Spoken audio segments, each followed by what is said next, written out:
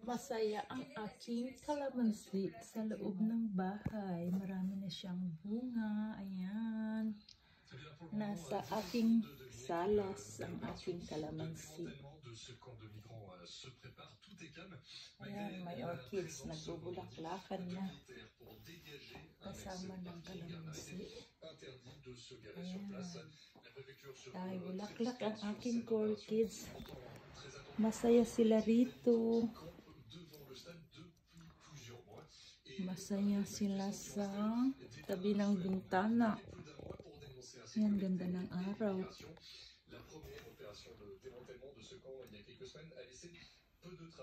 Oh, diba ang ganda niya? Ganda rin ng ibon. Gawa yan ng anak ko. At ito na ang aking kalamansi. Malalaki na. Malapit na akong mamitas. So, when are we going to eat fish, Bertram? This is good. Oh, I will make a juice out of this. So, diba? Nasasalas ko lang. Nasasalas lang namin. Oh. Ito. Ito pa. Oh, dami. Daming bunga. Natanggal. Kunin ko na siya. I have my calamansi juice. Look at this. It has lots of flowers. Ayan naman ang aking sili sa aking salas din. Ayan ang aming salas. At ayan ang aking sili. Ang daming bunga. Grabe. Ayan o. Namitas na ako last time. Ayan o. May natira dun o. Kulay red. And this. Ayan. May bunga na siya. O, if you want sili. Para sa kinilaw. Sausawan. Ito naman, ang laki na niya. Grabe. Ayan o. Gumamela. Kasi malapit na malapit ko na tong ilabas. It's February, so malapit nang ilabas yan. Siguro March, April, or May. I don't know. Ayan. Ganda. Namumulaklak siya o.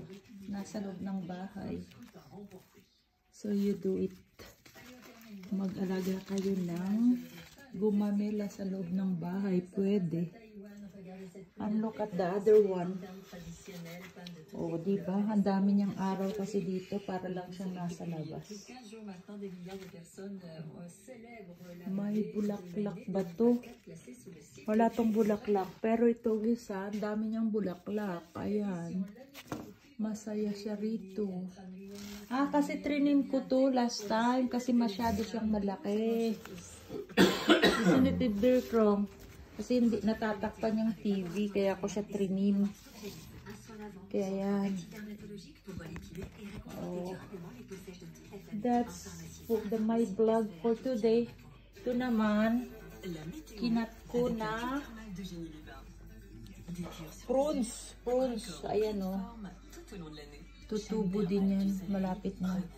Hindi naman tutubo kundi mamumulaklak. Bubuka yan. In few days, bubuka na yan. Yung kinuha ko last January, tinapon ko na. Hindi ko binidyo, pero namulaklak na siya. Kasi wala pang wala pang bulaklak. Wala pang dahon. Wala pang dahon ang mga tanim niya yan.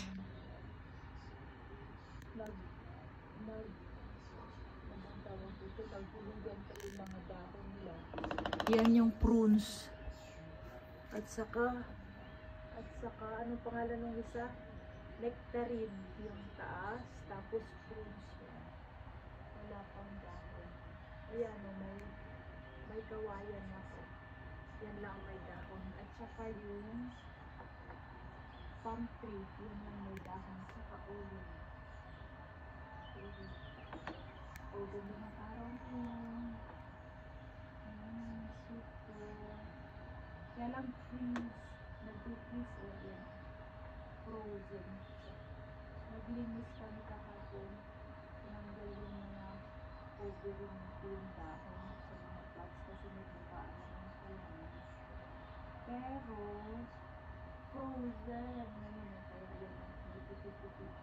Yes.